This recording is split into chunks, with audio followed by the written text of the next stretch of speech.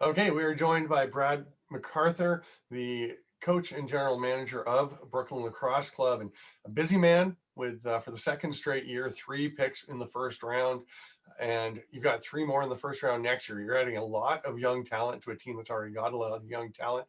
How do you feel about the way it went? Obviously, you got to do exactly what you wanted with the first pick, but did things throw you a little bit after that? I know you prepare. I know you were ready for a lot of twists and turns, but how do you feel it went?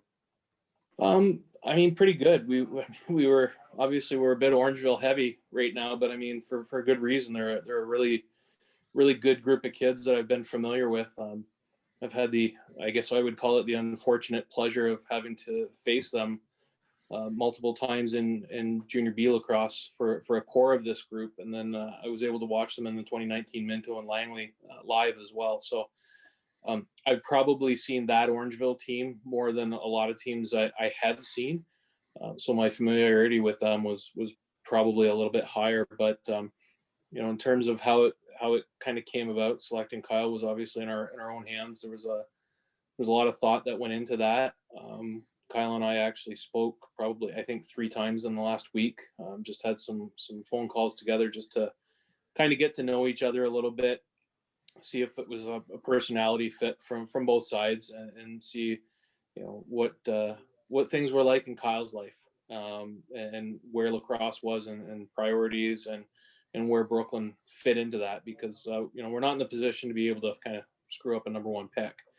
And there's some talented players available, and we kind of had a pool of 3 that we were looking at, but for a lot of reasons, he kept creeping up to number 1 on us, and not to turn down any I don't know what you'd call it, celebration or anything, but I actually we spoke last night, and kind of I gave him the thumbs up that we would be selecting him. Made the final decision, and he lives close enough, got a little bit of notice, and he was able to get up here and do the draft with us, because we knew we were going to be selecting another Orangeville kid in that group of 3 between the end of the first and the start of the second.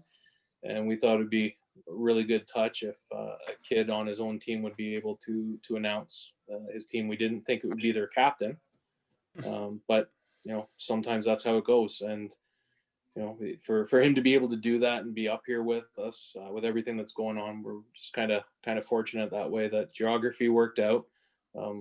Things legally, we were able to get this pulled together with the amount of people and proper protocols in place. So something we never thought we'd have to deal with, but it was a good night, and I keep looking at our chart of what we were able to come away with, and I'm pretty happy. Listen, and you had number 1 overall. Stamper mentioned 3 picks this year, 3 picks next year. I got to imagine Brad MacArthur's phone was burning up with the trade offers. I don't know if you were making the calls or the calls were coming in, but was giving up number 1 and maybe more ever on the table for you? No, not at all. And ironically, no, there wasn't a lot of calls. I'm probably not known as a guy who makes a lot of pre-draft trades or things like that. I do like to stand pat. I do like to think about things a little bit, probably longer than some guys do. We did have a couple discussions today on some other picks, but not the first. That was never crossed my mind. We were going to take a good player that could add something to our franchise with that. But it didn't burn up.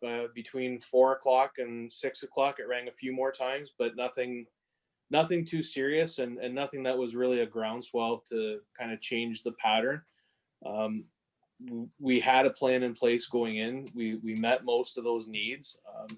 I wouldn't say, I'm not a cliche guy when it comes to saying we got everybody we wanted.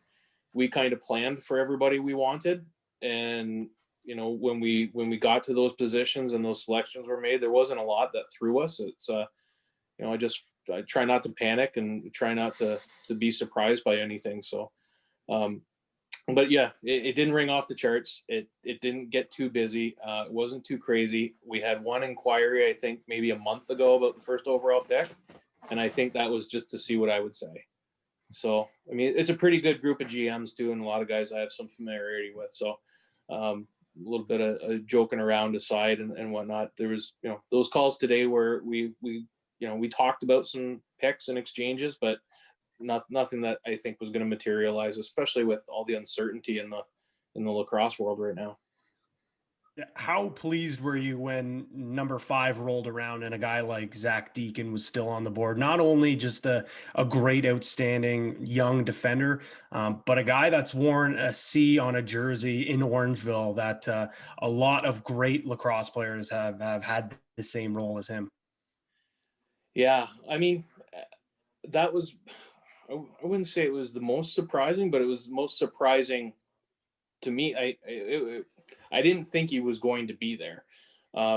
We had planned for it, but we actually had only written down one scenario where he gets to us. When that happened, number one, how do you pass that kid up? He's on a team that I saw play a lot of times since 2016 onward. I only live an hour from Orangeville, so I do see them a little bit more often than other teams as well, because I see highlights on TV and whatnot as well. But Zach's got a lot of tools, and we actually watched some of his field games too, just to kind of get a gauge on his athleticism. There was some knocks about his size, and I don't buy into some of that.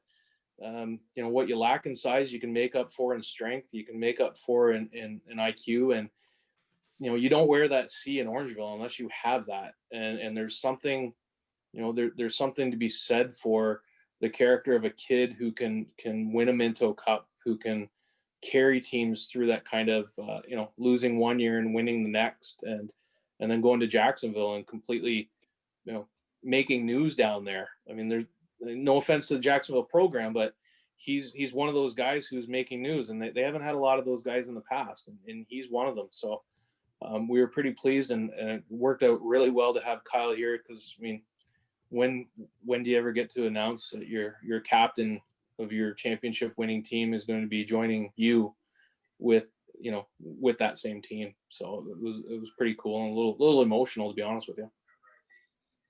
Very cool moment, and quite an evening for Brooklyn and for the whole league. Thanks, Brad, for being available, and we certainly look forward to seeing you at Iroquois Park as soon as we can get this whole thing going. Here's again, fingers crossed from everybody. Pick an arena. I don't even care if it's Iroquois Park at this point. Jumbo, if Poirier is open, I might fly out.